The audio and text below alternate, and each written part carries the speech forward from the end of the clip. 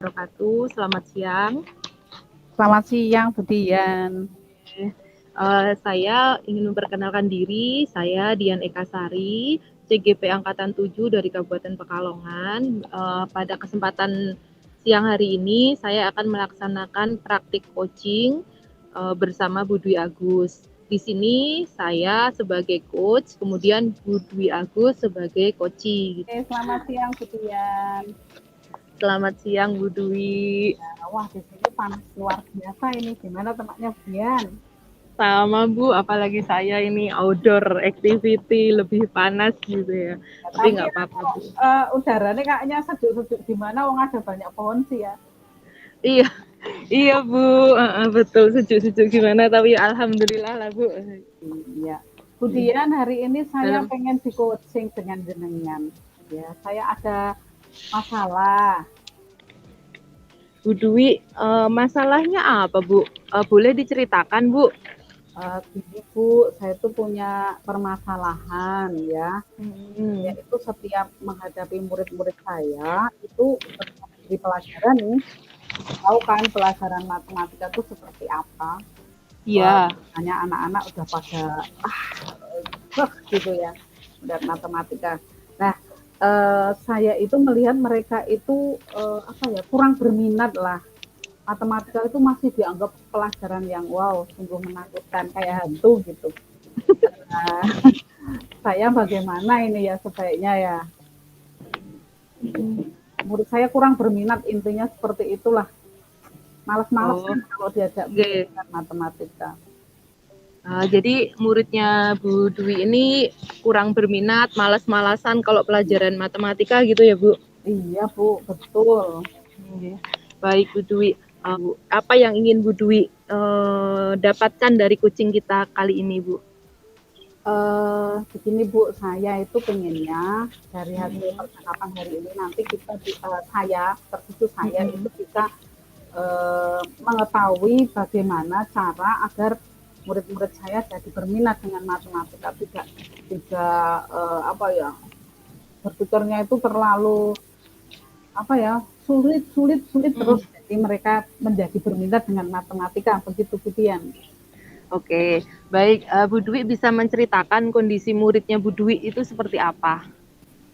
Murid saya itu rata-rata dari SD-nya dulu itu sudah tidak suka dengan matematika. Mereka sudah apa ya, mendengar matematika saja sudah ilfil banget gitu ya.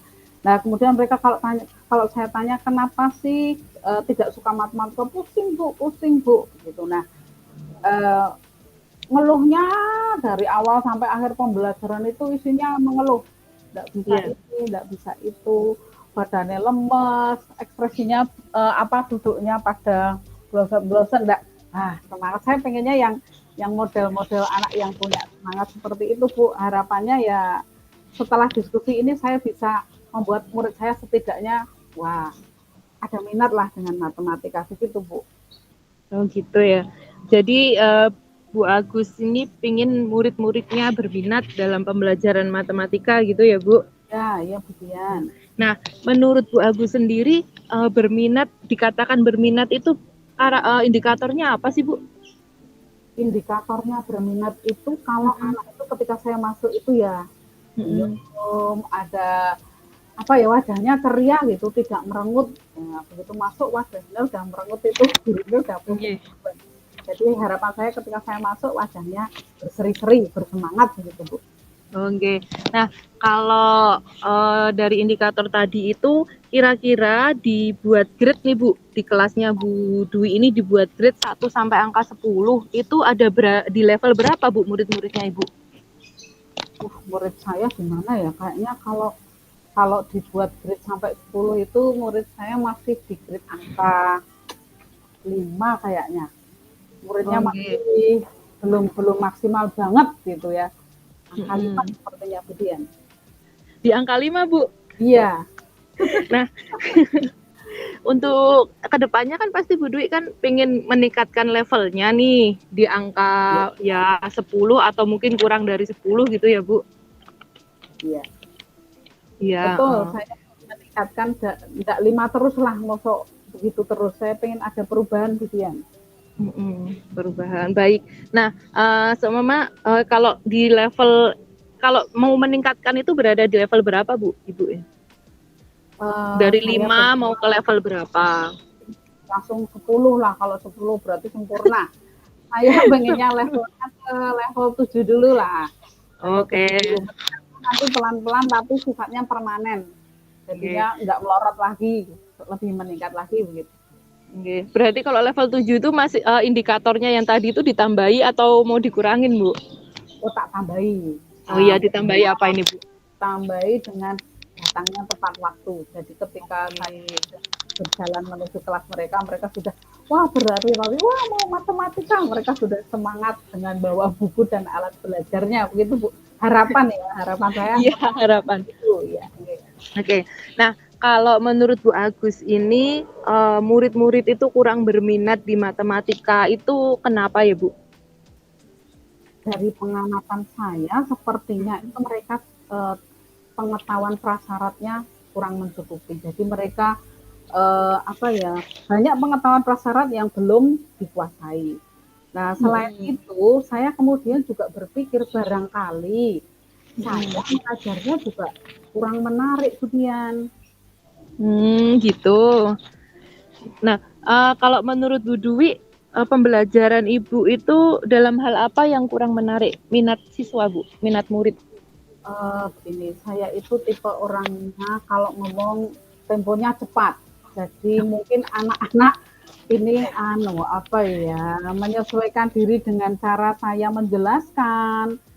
Itu mungkin saya terlalu cepat. Jadi saya berpikir, oh ya mungkin saya ngomongnya terlalu cepat penjelasan saya, sehingga anak-anak yang sudah kurang pengetahuan awalnya, saya ngomongnya cepat, yo mungkin nanti akan semakin ketinggalan. Satu lagi Bu, saya itu orangnya jarang ngajak ibuan anak-anak. Kalau sama teman-teman saya juwet, tapi kalau sama anak-anak itu jarang saya ngajak.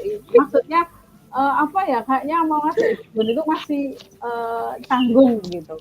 Jadi menurut Bu Dwi, pembelajaran di kelasnya Ibu itu Ibu ngomongnya terlalu cepat. Ya. Kemudian pemahaman awal anak belum sampai gitu ya, Bu. Ya, kemudian yang terakhir itu Ibu jarang guyonan atau jarang mengajak anak rileks berarti ya, Bu ya. Nah, iya. Nah, terus hal mana dulu nih Bu yang mau Ibu selesaikan dari ketiga masalah tadi, Bu? Saya memilihnya yang rileks dulu.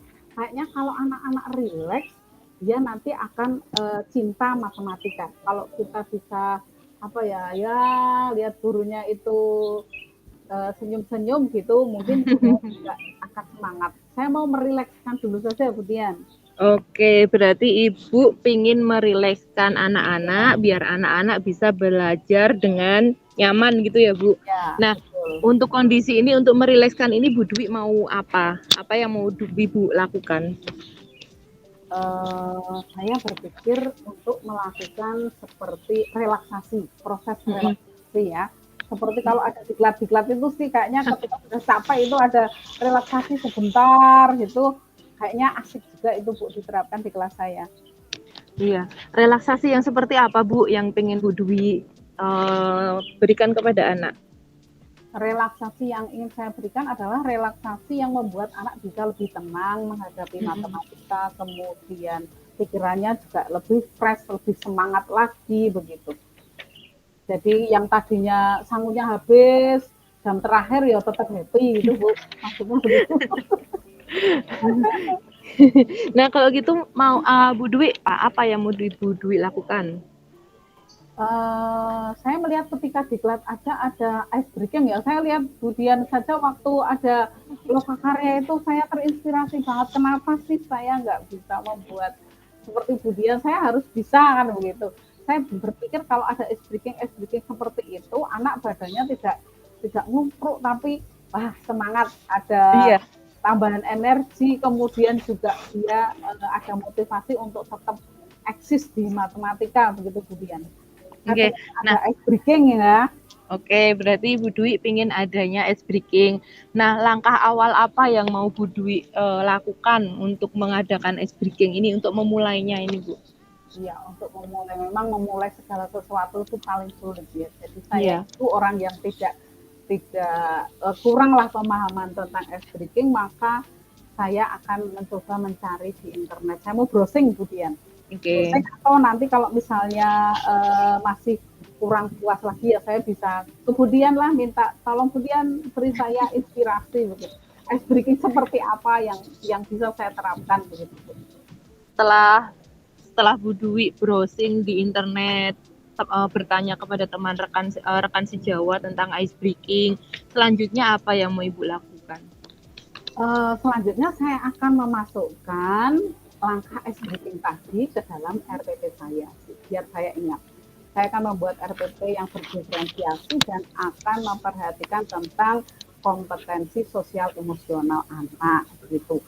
Dengan demikian nanti langkahnya, step-stepnya jelas, Bu. Oke, berarti langkah selanjutnya Bu Agus akan membuat RPP yang berdiferensiasi dan juga Ya, akan memuat kompetensi sosial emosional ya Bu ya. ya betul, Bu. Nah, baiklah, berarti Bu Agus kan untuk untuk mengatasi masalah ini, Bu Agus akan menerapkan relaksasi untuk memberikan ice breaking gitu ya Bu. Ya. Nah, kapan nih Bu rencananya mau dilakukan ice breaking-nya ini? Wah, saya mau browsingnya ini, hari-hari ini. Sehingga nanti minggu-minggu depan sudah bisa saya praktekkan di dalam kelas. Saya percaya ini salah satu yang harus saya coba, Bu Dian. Iya, oke. Nah, berarti apa yang Ibu dapat dari percakapan kita, Bu? Dari percakapan kita, saya dapat banyak sekali ide ya. Saya Mm-mm. bisa mencari atau bisa melakukan ice breaking untuk memecahkan masalah saya tentang murid-murid saya yang kurang berminat pada matematika. Jadi saya nanti akan bertanya kepada teman-teman yang sudah biasa melakukan, kemudian Mm-mm. juga dengan browsing nanti saya memilih mana yang sesuai, kemudian menyesuaikannya dengan RPP, dan kemudian saya lakukan. Saya akan coba lakukan untuk minggu-minggu ini. Alhamdulillah, semoga berhasil ya Bu ya. Ya, amin, Rencananya Bu Dwi amin. ini ya. Oke. Yeah. Terima kasih sekali Bu Dian. Nah ini waktunya kok kayaknya sudah jenengan harus memulai kegiatan baru. Okay, Saya Bu. berterima kasih sekali Bu Dian sudah menjadi teman curhat saya siang ini, Bu Dian. Iya, sama-sama Bu Dwi. Kita sudah melakukan coaching ya Bu. Ya, Semoga ini ada hasilnya memberikan dampak positif bagi kita. Itu ya Bu ya. Kita akhiri ya Bu ya coaching terima kita. kasih. Oke. Terima kasih Terima Bu kasih Bu Dwi. Dian. Sama-sama. Saya akan menyampaikan refleksi saya. Hal yang baik dari coaching kita sudah ada kemitraan dan kolaborasi antara coach dan coachee. Nah, sehingga coachee dan coach dapat leluasa menyampaikan pendapatnya gitu, Bu. Kemudian yang perlu diperbaiki dari proses coaching ini adalah memberikan pertanyaan berbobot untuk menggali potensi dari coachee itu sendiri. Selanjutnya untuk mendapatkan kondisi presence atau kehadiran penuh di awal coaching tadi, saya sempat melakukan teknik stop. Jadi saya sempat mengambil nafas, kemudian untuk merilekskan saya. Kemudian di selama proses coaching tadi, saya juga mengambil catatan-catatan kecil apa yang disampaikan oleh Ibu gitu. Yang disampaikan oleh coachee gitu ya. Jadi saya membuat catatan kecil agar saya bisa membuat pertanyaan yang berbobot gitu. Kemudian untuk perbaikan selama coaching ini saya akan berlatih terus Bu. Saya akan berlatih terus untuk praktek coaching. Kemudian juga saya akan selalu merefleksikan diri gitu. Nah, kalau dari Bu Dwi apa yang Ibu rasakan Ya, saat saya coaching? okay. Yang saya rasakan adalah saya merasa nyaman ya, saya merasa nyaman di coaching oleh Bu Dian, sehingga saya bisa mengungkapkan apa yang saya rasakan, kegalauan hati saya terhadap murid-murid saya yang tidak berminat, kemudian juga dari pembicaraan tadi ada ide-ide yang bisa saya terapkan untuk perbaikan pembelajaran yang saya lakukan dan juga untuk anak-anak saya. Jadi coaching hari ini sangat berguna untuk perbaikan diri saya. Terima kasih sekali Bu Dian. Iya. Iya Bu, sama-sama.